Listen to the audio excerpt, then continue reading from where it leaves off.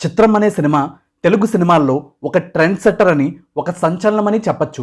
ఆ సినిమా ద్వారా ఒక కొత్త హీరో, ఒక కొత్త హీరోయిన్ తెలుగు సినిమా పరిశ్రమకి పరిచయం అయ్యారు. వారి హీరో ఉదయ్ కిరణ్, హీరోయిన్ రీమా సేన్ అనే విషయం ప్రత్యేకించి చెప్పాల్సిన అవసరం లేదు. వారిద్దరి కాంబినేషన్లో వచ్చిన మొదటి సినిమా తర్వాత కొన్నేళ్ల పాటు తెలుగు సినిమా పరిశ్రమ కాలేజ్ నేపథ్యంలో ఉన్న కథల చుట్టూనే తిరిగింది. ఆ సినిమా అప్పట్లో అంత ప్రభావాన్ని చూపించింది. ఆ తర్వాత వారిద్దరి కాంబినేషన్లో వచ్చిన మనసంతా నువ్వే సినిమా అయితే లవ్ స్టోరీస్లో ఒక క్లాసిక్గా ఎప్పటికీ నిలిచిపోయింది. ఇటీవలే ఆ సినిమా 2026 ఫిబ్రవరి 14న వ్యాలంటైన్స్ డే సందర్భంగా రిలీజ్ అయ్యింది. దాదాపు 25 ఏళ్ల తర్వాత రిలీజ్ అయినా కూడా ప్రజలు ఆ సినిమాకి ఏ రేంజ్లో బ్రహ్మరథం పట్టారో తెలిసిందే. అయితే ఈ 2 సినిమాలు మాత్రమే కాకుండా చిరంజీవి గారితో అంజీ, బాలయ్య బాబుతో సీమసింహం, నాగార్జున గారితో భావనచ్చాడు, పవన్ కళ్యాణ్ గారితో బంగారం, రవితేజ గారితో వీడే, తరుణ్ గారితో అదృష్టం, ఇలా ఎన్నో సినిమాల్లో నటించి అప్పట్లో తన అందంతో, అభినయంతో సూపర్ హాట్ బ్యూటీగా పేరు తెచ్చుకున్నారు రీమా సేన్. చిత్రం సినిమాలో ఏ కాంతావేళ ఈ కాంతా సేవ అని పాడిన మనోహర నా హృదయమునే ఓ మధువనిగా మలచినానంట అని పాడిన అమ్మడి ఎమ్మరే అందాలు గుమ్మ గుమ్మరే పెళ్ళేమో దుమ్ము దుమ్మరే అని పాడిన గుర్తొచ్చే ఒకే ఒక్క రూపం రీమా సేన్. అప్పటి యువతని తన అందంతో ఒక ఊపు ఊపేసిన రీమా సేన్ గారి గురించి ఎవరికీ తెలియని అత్యంత ఆసక్తికరమైన ఎన్నో విషయాలు ఈ వీడియోలో తెలుసుకుందాం. అయితే వీడియోలోకి వెళ్లే ముందు ఒక చిన్న విన్నపం. ఈ వీడియో మీకు నచ్చితే తప్పకుండా ఈ వీడియోని లైక్ చేసి మీ అమూల్యమైన అభిప్రాయం కామెంట్ చేసి మన ఛానల్ని సబ్స్క్రైబ్ చేసి ఆల్ నోటిఫికేషన్స్ యాక్టివేట్ చేయడం ద్వారా మన ఛానల్ కుటుంబ సభ్యుల్లో చేరిపోవడం అస్సలు మర్చిపోకండి. అలాగే ఆన్లైన్ ప్లాట్ఫామ్స్ అయిన మింత్రా, ఫ్లిప్కార్ట్ లాంటి ఈకామర్స్ వెబ్సైట్స్లో ఏమైనా కొనుగోలు చేసేటప్పుడు మన ప్రతి వీడియో లేదా షార్ట్ వీడియోస్లో పెట్టే ప్రోడక్ట్ లింక్స్ ద్వారా మాత్రమే వెబ్సైట్స్లో ఏ ప్రోడక్ట్స్ అయినా కొనుగోలు చేయడం ద్వారా భారీ డిస్కౌంట్లు పొందండి. మీ అమూల్యమైన ప్రోత్సాహాన్ని మాకు అందించండి. అలాగే మన సోషల్ మీడియా అకౌంట్లు ఫాలో అవ్వడం అస్సలు మర్చిపోకండి. ఇక వీడియోలోకి వస్తే, రీమా సేన్ 1981 అక్టోబర్ 29న వెస్ట్ బెంగాల్ రాజధాని కోల్కతాలో జన్మించారు. ఆమెకు ఒక చెల్లి కూడా ఉన్నారు. సెయింట్ థామస్ గర్ల్స్ స్కూల్లో తన ప్రాథమిక విద్యను పూర్తి చేసిన రీమా సేన్ గారు 7th క్లాస్లో ఉండగానే ఒక అబ్బాయిని చూసి ఎంతగానో ఇష్టపడ్డారు. కానీ అతని పేరు కూడా రీమా సేన్ గారికి తెలియదు. ఎంతో కాలం పాటు అలా మౌనంగా తనని ఆరాధించిన రీమా సేన్ గారికి ఆ అబ్బాయి అంటే ఎంతో ప్రేమ ఉండేది. కానీ ఏ రోజు కూడా అతనికి తెలియజేసే సాహసం చేయలేదు. ఆ తర్వాత 10th క్లాస్లో ఉండగా ఒక పార్టీలో మరో అబ్బాయిని చూసి తన అందానికి ఆకర్షితులయ్యి అలా చూస్తూ చాలాసేపు ఉండిపోయారట. కానీ ఆ విషయం కూడా ఆ అబ్బాయికి తెలిపే ప్రయత్నం చేయలేదు. రీమా సేన్ గారి ప్రాథమిక విద్యాభ్యాసం పూర్తయ్యాక వారి కుటుంబం ముంబై వెళ్లడంతో అక్కడ మోడలింగ్ అవకాశాలు రీమా సేన్ గారి దృష్టిని ఆకర్షించాయి.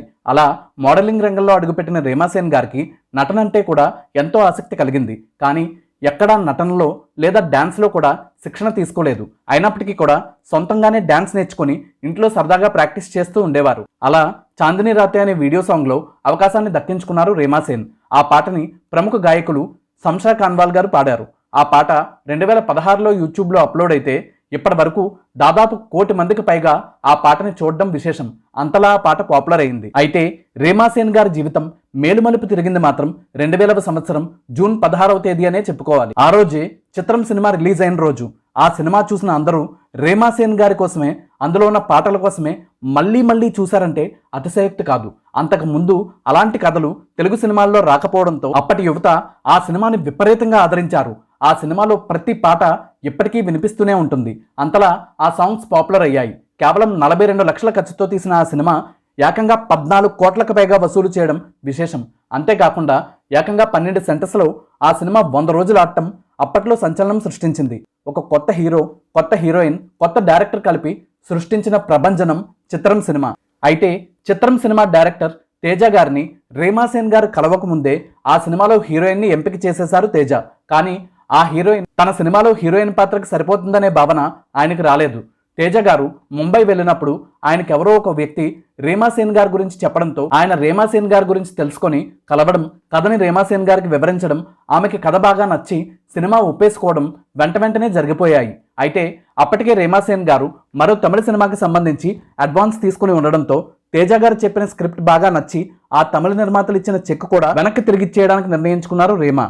అయితే డైరెక్టర్ తేజ గారు హీరోయిన్కి తమ సినిమా బడ్జెట్ ప్రకారం కేవలం 11,000 రూపాయలు మాత్రమే ఇవ్వగలమని, డైరెక్టర్గా తాను, హీరో, మ్యూజిక్ డైరెక్టర్ కూడా అంతే తీసుకుంటున్నామని చెప్పినా కూడా చిత్రం సినిమా తనకి మంచి గుర్తింపుని తెస్తుందని నమ్మిన రేమాసేన్ గారు ఆ సినిమా చేశారు.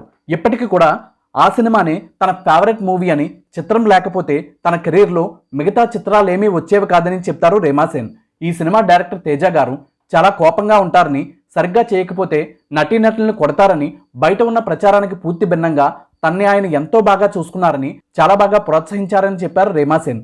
వాస్తవానికి రేమాసేన్ గారిలో ఉన్న ప్రతిభే ఆమెకు ఆ గౌరవాన్ని సాధించి పెట్టిందని చెప్పుకోవచ్చు. ఒకవైపు తెలుగులో తొలి చిత్రంతోనే బ్లాక్ బస్టర్ హిట్ని అందుకున్న రేమాసేన్ గారు తమిళ్లో మాధవన్ గారు అబ్బాస్ గారితో కలిసి నటించిన మిన్నాలే సినిమా కూడా ఘన విజయం సాధించింది. ఆ సినిమాలో మనోహర పాట ఎప్పటికీ చాలా మంది ఫేవరెట్ రొమాంటిక్ సాంగ్ అనడంలో ఎటువంటి సందేహం లేదు.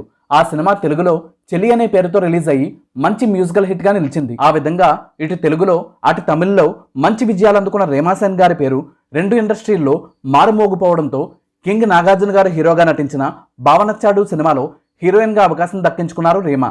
అయితే ఆ సినిమా పరాజయం పాలైంది. కానీ రేమాసేన్ గారు మాత్రం తెలుగు ప్రేక్షకులకు మరింత దగ్గర అవ్వడానికి ఆ సినిమా ఉపయోగపడింది. ఆ వెంటనే హిందీలో కూడా ఆమె హీరోయిన్ గా అవకాశాన్ని దక్కించుకున్నారు. రేమాసేన్ గారి కెరీర్లో బిగ్గెస్ట్ హిట్ మనసంతా నువ్వే సినిమా 2001 అక్టోబర్ 19న రిలీజ్ అయ్యి అటు ఉదయ్ కిరణ్ గారు ఇటు రేమాసేన్ గారి కెరీర్లో ఎప్పటికీ మర్చిపోలేని బిగ్గెస్ట్ హిట్గా నిలిచింది. దాంతో ఈ సినిమా హిందీ, తమిళ్, కన్నడ, బెంగాలీ భాషల్లో కూడా రీమేక్ చేశారు. మనసంతా నువ్వే సినిమాలో హీరోయిన్ గా రేమాసేన్ గారిని సెలెక్ట్ చేసింది ఎంఎస్ రాజు గారు. అయితే డైరెక్టర్ విఎన్ ఆదిత్య గారు ఈ పాత్రని రేమాసేన్ చేయగలుగుతుందా లేదా అని ఆలోచిస్తుంటే ఆ అమ్మాయిని మార్చే ఉద్దేశం లేదని చెప్పేశారట ఎంఎస్ రాజు గారు. అయితే ఆ సినిమాలో ఆమె నటన చూసి ఎంతో ఆనందపడ్డారట చిత్ర దర్శకులు విఎన్ ఆదిత్య.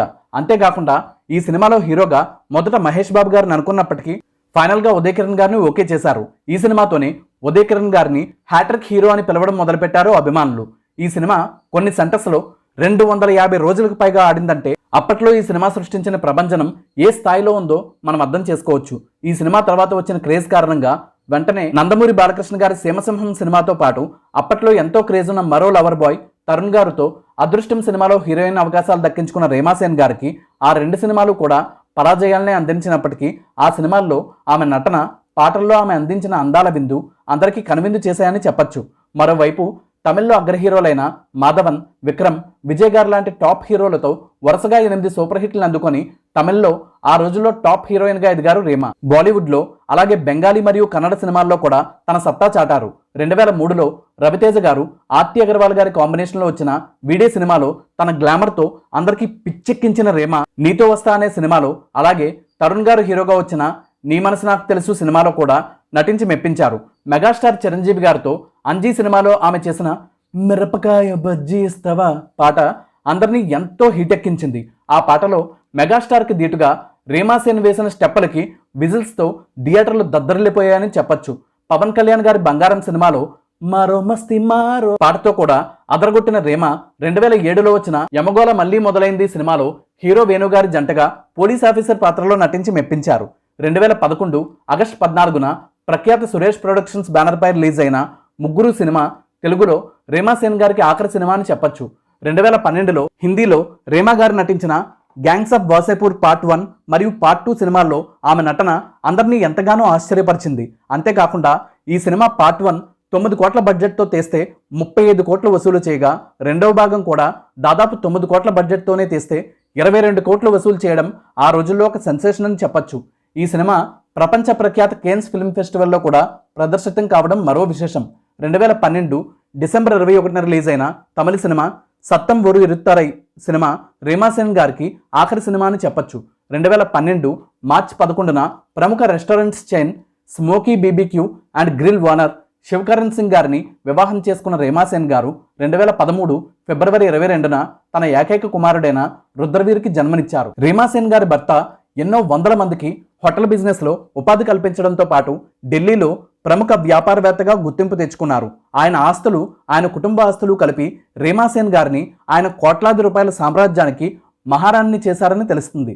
చాలా కాలం పాటు వీరిద్దరూ ప్రేమించుకున్నాక, ఒకరినొకరు బాగా అర్థం చేసుకున్నాక వివాహం చేసుకున్నారు. వీరి వివాహానికి హీరోయిన్లు Shreya, Namitha, Lakshmi Rai, 7/G Brindavan colony heroine Sonia Agarwal, Sampangi cinema heroine Kanchi Kaul, క్రికెటర్లు షెహవాగ్, నెహ్రాలతో పాటు మరెంతో మంది సెలబ్రిటీలు హాజరయ్యారు. ఎప్పుడూ వివాదాలకు దూరంగా ఉండే రేమాసేన్ కూడా 2006 ఏప్రిల్లో ఒక వివాదంలో ఇరుక్కున్నారు.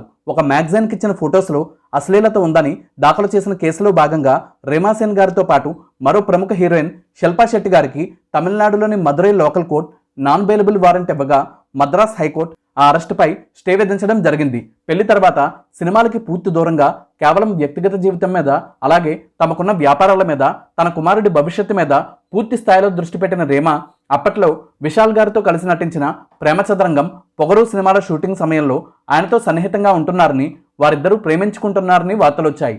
అలాగే మరో ప్రముఖ తమిళ హీరో శంభు గారు హీరోగా, దర్శకుడిగా, నయనతార గారు హీరోయిన్గా వచ్చిన వల్లభా సినిమాలో నెగిటివ్ క్యారెక్టర్లో నటించిన రేమాసేన్ గారు శంభు గారితో గొడవ పడ్డారు. సాధారణంగా ఎలాంటి సీన్ అయినా 3 టేక్స్కి మించి తీసుకోరు రేమా. కానీ ఎంత బాగా చేసినా శంభు గారు 16 టేక్లు తీసుకోవడంతో మొదలైన గొడవ మళ్ళీ వారిద్దరూ సామరస్యంగా మాట్లాడుకోవడంతో సద్దుమణిగింది. వేరే సినిమాల్లో బిజీగా ఉన్న కారణంగా కొన్ని మంచి సినిమాలు మిస్ అయ్యారు రేమాసేన్. అలా మిస్ అయిన సినిమాల్లో మిస్సమ్మ సినిమా మిస్ అవ్వడం తనని ఎంతగానో బాధించిందని చెప్పారు రేమా. మనసంతా నువ్వే సినిమా మళ్ళీ రిలీజ్ అయిన సందర్భంగా ఎంతో మంది హీరోయిన్లు సెకండ్ ఇన్నింగ్స్ ప్రారంభించి సినిమాల్లో నటిస్తున్నట్టు రేమాసేన్ గారు కూడా మరోసారి ప్రేక్షకుల ముందుకు వచ్చి మళ్ళీ మనసంతా నువ్వే అనేలా చేయాలని మనస్ఫూర్తిగా కోరుకుందాం.